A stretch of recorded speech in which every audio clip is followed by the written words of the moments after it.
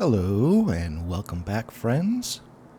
I've been practicing architectural sketching recently, mostly buildings from my imagination that are pushing the boundaries of color, proportion, and perspective.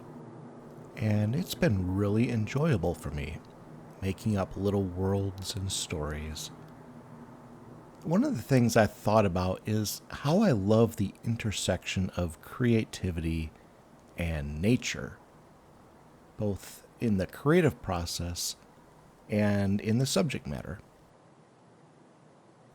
One way that I've attempted to do that in past architecture sketching is to go beyond a building and incorporate different animals or creatures, or maybe try to tell a story or imply one. This week, as the last pleasant outdoor days are waning at the Brew Art World Headquarters, I became more aware of how much I enjoy green things, which sounds silly probably. But the summer is brutal here, and the landscape really doesn't like it. And my lawn will usually wither into a crispy brown thing. And even my trees have suffered in times of extended drought. I've got a lovely red oak tree in front of my house, and it has taken a beating in the past 15 years with 2 pretty severe droughts. So the last 2 years, I've begun watering my trees. I never imagined I'd need to provide more water than what naturally fell from the sky, but apparently so.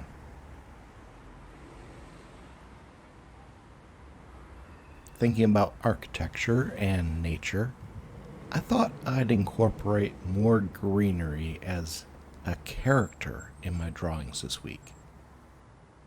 Maybe we could think of it as an actor in a movie.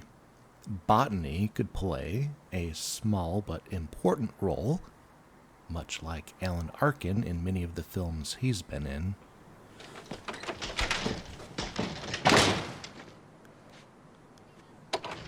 Good for you. That was so much better. Yeah, you like really it? terrific. It was fantastic. I don't know, the beginning felt pretty good. Or maybe nature would play more of a lead or supporting lead role, and nailing it without even raising a voice. Also, much like Alan Arkin. Want to come look at my party?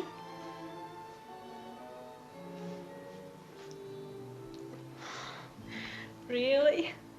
In this drawing, which was the first one I did this week, I had this vision of a building being overrun by vines. But I backed off that idea a bit because that seemed to look more like some post-apocalyptic city than some modern urban garden cooperative, which is more of what I was after.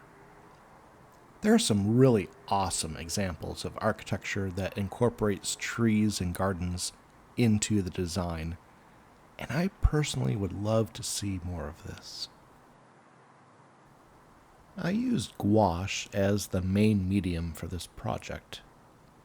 What had happened is that the drawing on the other side of the page used lots of markers, and that had bled through to this side of the paper. I decided to cover over those marks with acrylic gouache that was otherwise just going to dry on my palette unused. And so I got this lovely yellow-brown background as a wash for this drawing. And I think this really turned out to be just about the perfect color in order to highlight the hanging ivy on the top of this city shop. I'd like to say that this was my plan all along, but it wasn't. Just happened to work out well. I think the looseness of the background strokes also works well with the inexact line work that I'm doing. It's almost like an architect's vision proposal to a potential client. You too can have a rough-looking storefront on a city street. There are a few things I'd probably do differently if I were to do this again. I'm not overly pleased with the colors of the buildings here. It looks a bit random and not very cohesive. And I think that could have been helped out at the beginning by choosing different colors for the underpainting with gouache. Not the yellow-brown part, but the underpainting for the buildings. There's also a bird on the street sign that gets lost because of the dark background of the building. Kind of wish that guy would pop out more. I don't wish it so badly that I'd redo the color of the wall, but enough that I will quietly complain about it.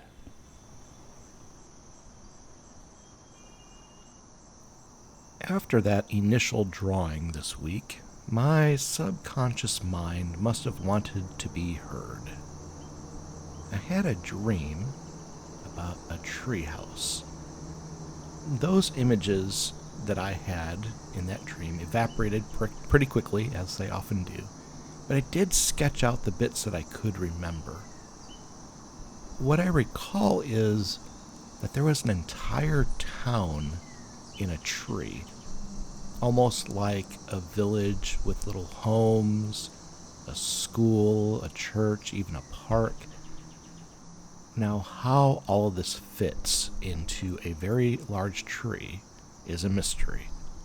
I'm assuming that probably uses Time Lord technology. Why are tree houses so cool? Well, they are to me anyway. Kids always want a treehouse. I'm thinking about the treehouse in the Sandlot movie, a classic fort for slightly mischievous boys. But it could be anything, really.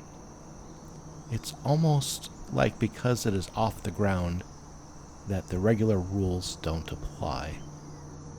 It's a world where you make up your own rules and you're accepted as long as you know the secret door knock. It's escapism, I suppose.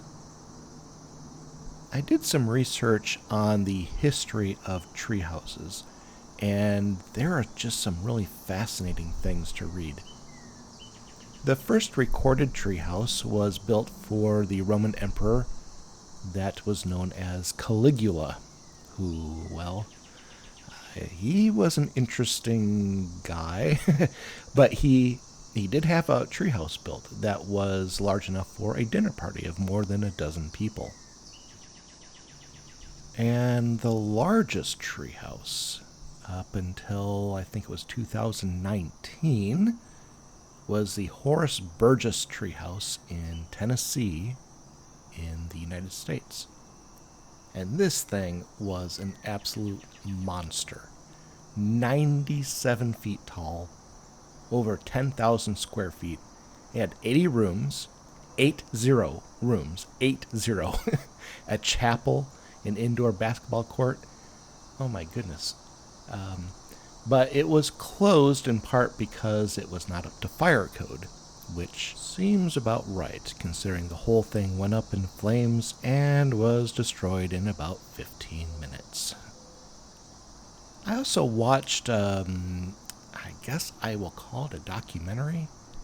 I don't know if it's really a documentary, but kind of an overview of a lifestyle, I suppose, of some old-timers who lived among the shores in the Ozarks in Missouri, as they say it there. And they would build tree houses and live in them and partly because living above the possible flood height made a lot of sense there and kind of added to an interesting way of life. Well, this drawing is probably my favorite of the three. The colors, I think, turned out really nice, and the little bees give this a backstory that I want to know. It's got a bit of a surreal feel to it, too, don't you think? I'd love to know which is your favorite. I've asked 5 people, and all 3 have been selected at least once. And if you did like this artistic trip, I'd be so happy if you could give this video a like and maybe consider adding yourself as a subscriber. I've got a couple other architecture sketching videos if you'd like to see those. I will link to them in the description.